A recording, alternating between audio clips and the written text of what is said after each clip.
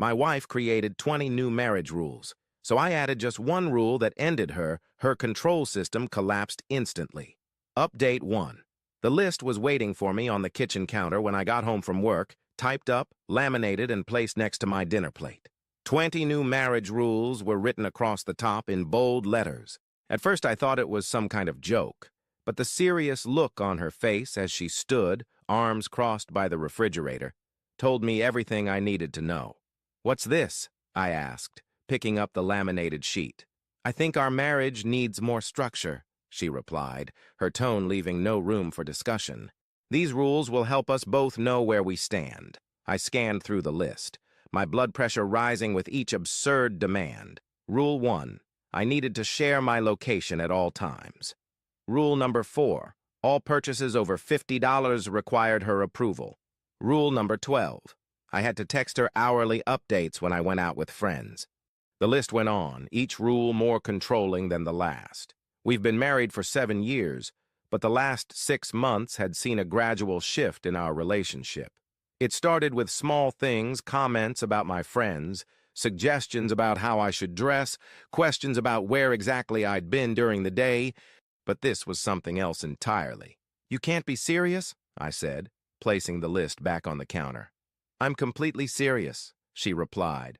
"My friend's husband follows a similar set of guidelines, and they've never been happier." I looked at her, really looked at her, and realized I barely recognized the woman standing before me. The person I'd married was supportive, kind, someone who valued my independence as much as I valued hers. This person wanted to monitor my bank account, screen my calls, and dictate who I could spend time with. "I need time to think about this," I said, keeping my voice steady despite the anger building inside me. "There's nothing to think about," she countered. "These rules go into effect immediately." I noticed her phone light up with a message. She quickly turned it over, but not before I caught a glimpse of the group chat she had with her friends. I'd seen enough to know she was updating them on her progress with me. That's when it clicked. This wasn't about our marriage at all. This was about control over about showing off to her friends, how she had her husband wrapped around her finger, all those lunch dates with her new friends from the country club, all those women with their perfect Instagram marriages. It was changing her, or perhaps revealing who she truly was. I didn't argue further. Instead, I calmly ate dinner while she watched me, expectantly waiting for me to break, to plead, to negotiate, but I wouldn't give her the satisfaction. My mind was already working on something else entirely. Not how to follow her rules, but how to end this game, once and for all. As I finished my meal, I smiled at her. A smile that clearly confused her. She expected resistance, tears, anger, anything but calm confidence. She didn't know me as well as she thought. I wasn't going to fight her. 20 rules with 20 counter rules, I didn't need 20 rules. I only needed one. The next morning, I decided to study the list more carefully. Each rule was more absurd than the last. Rule 6 demanded I share all passwords to my accounts. Rule 9 required her approval before I made plans with anyone. Rule 15 stated I needed to check in with a photo if I was going to be late from work. Rule 17 limited my gym time to 1 hour 3 times a week, always when she could verify my whereabouts. These weren't marriage rules. This was a prison sentence. With conjugal visits, I watched her getting ready for her weekly brunch with her friends, applying makeup with meticulous precision. Her phone buzzed constantly. I casually picked it up to hand it to her, making sure to glimpse the screen. The group chat was active. "Can't wait to hear how he took the rules. My husband would never stand for it." "You're so lucky," said another. So that was it. I was becoming a trophy in her social circle. The trained husband who jumped through hoops on command. The thought made me sick. "Your phone?" I said, handing it to her with a neutral expression. "Thanks," she replied, then paused, studying my face. "Have you thought more about our new arrangement?" "Still processing," I answered calmly. 20 rules is a lot to take in. She seemed pleased by my apparent submission. "You'll see. This will make our marriage stronger." After she left, I sat down and analyzed the situation. Strategically, this wasn't just about control. It was about public perception. She wanted to show her friends she could domesticate her husband completely. The question was, when had our equal partnership become this power struggle? I recalled how 6 months ago she'd started spending time with the wives of her boss and his business partners, women who boasted about controlling their husband's every move, women who measured their worth by how thoroughly they could dictate their marriages. My wife had always been independent and respectful of boundaries. Now she was becoming someone else entirely. I decided to play along temporarily. That evening, I acted contemplative but not confrontational. I let her believe I was considering her demands. Meanwhile, I observed her closely. She texted updates to her friends throughout dinner. "He's coming around." I caught her typing. No real resistance. Easier than I thought. The casual disrespect stung, but I maintained my composure. This wasn't about ego. It was about reclaiming our relationship from whatever toxic influence had poisoned it. Over the next 2 days, I watched as she started enforcing small rules. She reminded me to share my location. She questioned a $60 purchase I'd made. She called twice when I was having lunch with a colleague. Each time I responded with minimal resistance, enough to seem like myself, but not enough to trigger a confrontation.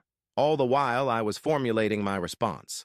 I knew that arguing against each individual rule would bog me down in endless negotiations where she held all the power.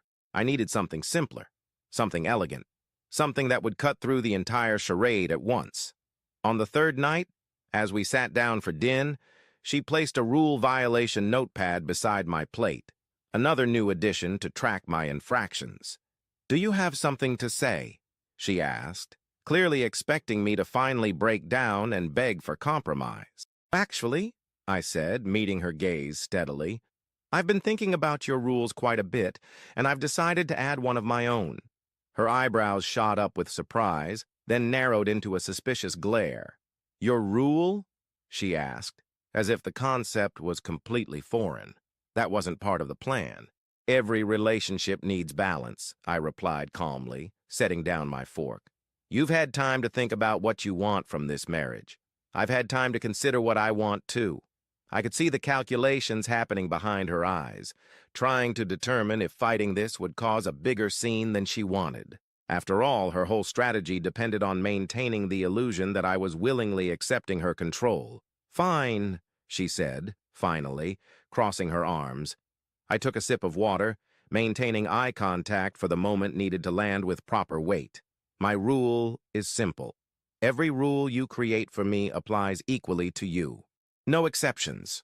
The color drained from her face. "That's not how this works. It's exactly how this works now," I responded, my voice level but firm. "Location sharing goes both ways. Financial approval for purchases, same limit, applies to you. I hourly check-ins when you're out. I expect the same courtesy." "But my friends, this isn't about your friends," I cut in. "This is about our marriage. Either we're equal partners or we're nothing." She shifted uncomfortably in her chair. "Some of these rules don't make sense for me." "I'm not the one who what?" I challenged. "Who needs monitoring? Who can't be trusted? Is that what you think of me after 7 years?" She didn't answer, just stared at her plate. "Here's the implementation plan," I continued. "Starting tomorrow, we both follow all 20 of your rules, plus my one rule of equality. If either of us breaks any rule, that rule is permanently eliminated for both of us.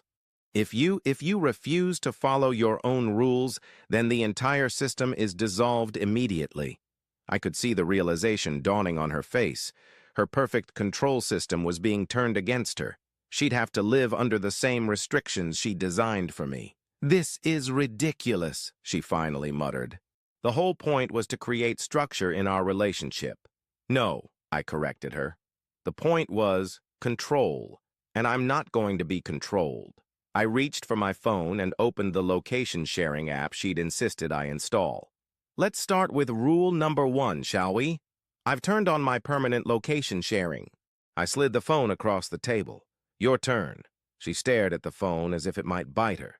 "I need to think about this." "There's nothing to think about," I replied, echoing her words from days earlier. "These rules go into effect immediately." Her fingers drummed nervously on the table as the trap of her own making closed around her. She had 3 follow-her-own restrictive rules: admit the rules were unreasonable, or refuse and expose her true intentions. "What happens if I don't agree to your addition?" she asked, trying to find a loophole. I shrugged. Then we have a bigger conversation about why you believe you should be able to dictate terms without being willing to live by them yourself. The silence stretched between us, heavy with implication. Finally, she reached for the phone and with visible reluctance activated her location sharing. Good, I said. Now let's discuss rule number 2. Phone access codes. I'll need yours just as you demanded mine. As I watched her internal struggle play out across her face, I knew the game was already changing. This wasn't about winning or domination. This was about resetting the balance that had been lost the moment she had to follow her own rules, the moment their true purpose became crystal clear. And that was exactly what I wanted her to see. The next morning brought the inevitable confrontation. She'd had time to regroup, to consult with her friends, to formulate a counterattack. "We need to talk about these rules," she announced as I made coffee. "I agree," I replied calmly. "Which one is causing you trouble first?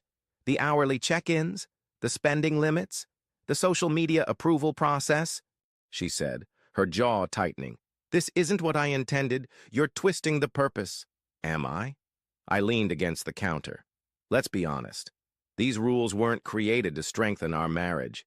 They were created so you could tell your friends how well you've trained your husband." Her face flushed with anger and recognition. I'd struck a nerve. "That's not true," she protested, but her voice lacked conviction. "I just wanted more structure. Structure would have been a conversation between equal partners." I interrupted. "What you created was a power play, and now you're upset because I won't simply surrender." She switched tactics. "You're being childish. This tit-for-tat approach isn't constructive. Then let's be constructive. I suggested. "Tell me which rules you find unreasonable to follow yourself, and we'll eliminate those for both of us." She hesitated, caught in her own contradiction. Admitting any rule was unreasonable would undermine her entire position. Yet she clearly wasn't prepared to live under the same restrictions she designed for me. "This isn't a negotiation," she finally said, trying to reassert control. "You're right," I agreed. "It's not. Either the rules apply equally or they don't exist. That's my boundary, and it's non-negotiable." Her phone pinged with a message. I raised an eyebrow. "According to Rule 16, all messages must be read aloud to your spouse." "Who is it?" She clutched her phone tighter. "This is ridiculous." "It's your rule," I reminded her. "Is it from the group chat? Are they waiting to hear how successfully you've implemented your control system?" The look on her face confirmed my suspicion. They were indeed waiting for updates on her domestic victory. "What exactly do you tell them about me?" I asked, my tone hardening. "Do you laugh together about how compliant I am? Do you compete to see who has the most obedient husband?" "It's not like that," she protested, but weakly. "Show me the chat," I said. Not a request, a demand. For a moment, I thought she might refuse. Then, reluctantly, she handed over her phone. I scrolled through the messages, my suspicions confirmed. With each swipe, the group's 6 women, including my wife, were indeed comparing notes on their husbands, ranking them on submissiveness, sharing tactics for control. "Congratulations," I said. "You," handing back her phone.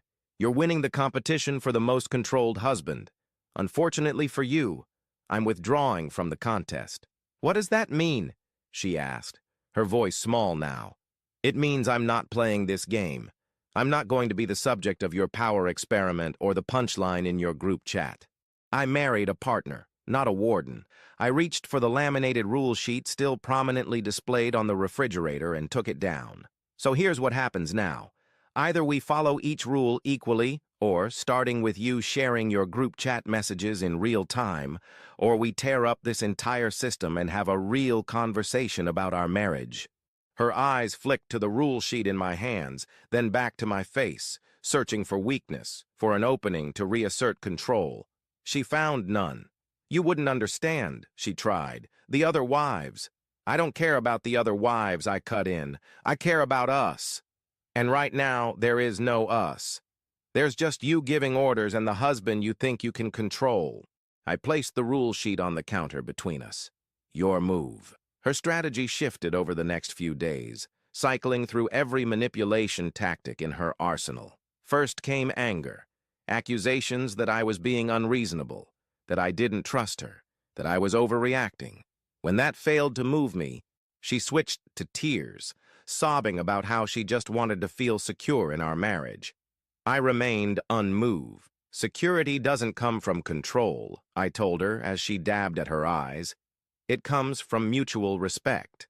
When emotional appeals failed, she attempted to recruit allies. Her mother called, concerned about trouble in paradise. A mutual friend reached out to suggest I was being too harsh. I recognized these interventions for what they were, extensions of her attempt to pressure me into submission. To each would be mediator. My response was, this is between my wife and me. But tell me, did she mention the 20 rules she created or just my one?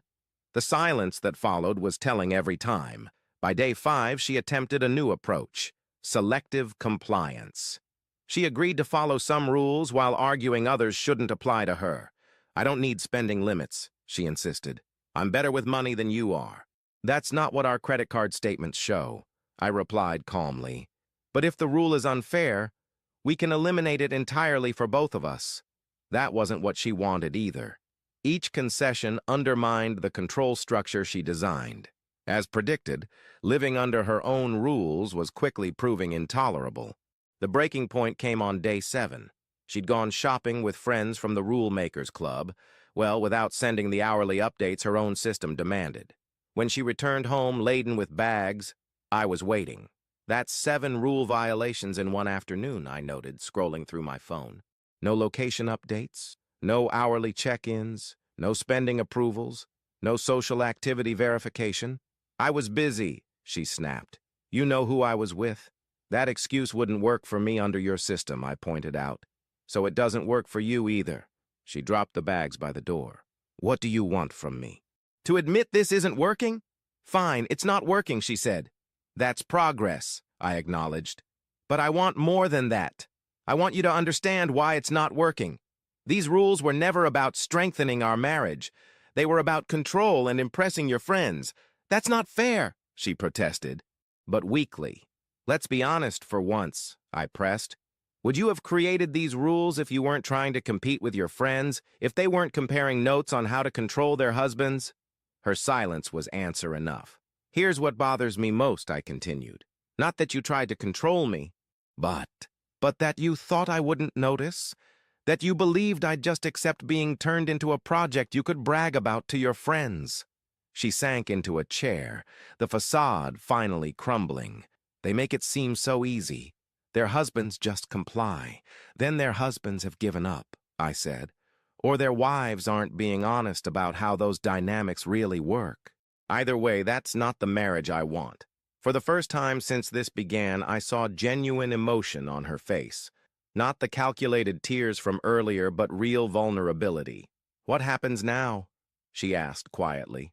I sat down across from her. Now we decide what kind of marriage we actually want.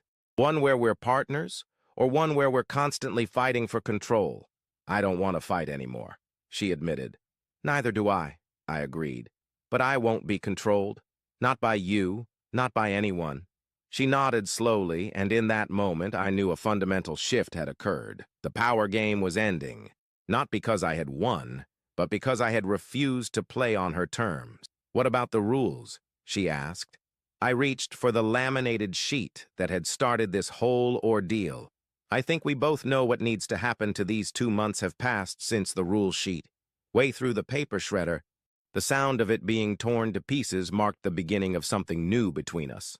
Not a return to our old marriage, but the creation of something stronger. That night, after shredding the rules, we talked until dawn, really talked, without power plays or hidden agendas. She admitted how her new friends had influenced her, how their constant competition over controlling their husbands had been seductive. She'd felt powerful being part of their circle, respected for demonstrating dominance in her marriage, but it never felt right, she confessed. It wasn't who we were. I just got caught up in it, she said. I shared my perspective, too. How I'd watched her change, how I'd felt betrayed by her attempts to control me, And most of all, how I'd missed the equal partnership we once had. The next day, she left the group chat. 2 days later, she declined the weekly brunch. By the end of the week, she'd sent a clear message to her former friends. Her marriage wasn't a competition, and her husband wasn't a project to be managed. The transition wasn't always smooth. Old habits die hard. There were moments when she'd slip back into controlling behaviors, testing to see if my boundaries remained firm. Each time, I calmly reminded her of our new understanding, not with anger or resentment, but with unwavering clarity about what I would and wouldn't accept. What surprised me most was how quickly the power dynamic rebalanced once I refused to participate in her game. The truth was, her control had only existed because I'd permitted it the moment I established my boundary with that one simple rule that what applies to one must apply to both. Her entire system collapsed. We've established new patterns now. When decisions need to be made, we make them together. When boundaries need to be set, they apply equally. Trust has returned gradually, built on actions rather than demands. We check in with each other not because of rules, but because we choose to. Last week, she received a message from one of her former friends. Her husband had finally rebelled against their control system, walking out after being treated like a subordinate once too often. Now, she wanted advice on how to get him back in line. My wife's response was simple. I don't have that answer anymore. What worked for us was treating each other as equals. Later that evening, as we sat on the porch watching the sunset, she turned to me with genuine curiosity. How did you know that one rule would change everything? Because control only works when it's one-sided, I explained the moment it had to be reciprocal. It revealed itself for what it truly was. She nodded thoughtfully. You could have just walked away. Most men would have. Walking away was never the goal, I said. Restoring balance was. I didn't want to win a power struggle. I wanted to end it entirely. That's the lesson in all of this, I continued. In relationships, the person with the most power isn't the one who can impose the most rules or control the most outcomes. True power lies in knowing your boundaries and having the strength to enforce them. I didn't need 20 rules to counter her 20 rules. I didn't need threats or ultimatums or emotional manipulation. I just needed one principle applied. What's good for one must be good for both. In the end, that single boundary accomplished what no amount of arguing could have. It transformed our marriage from a power struggle back into a partnership, not by force or domination, but by simply refusing to participate in a game that was rigged from the start. Some might call it standing up for myself. I call it standing up for us, for the relationship we both deserved, rather than the contest she'd been pressured to win.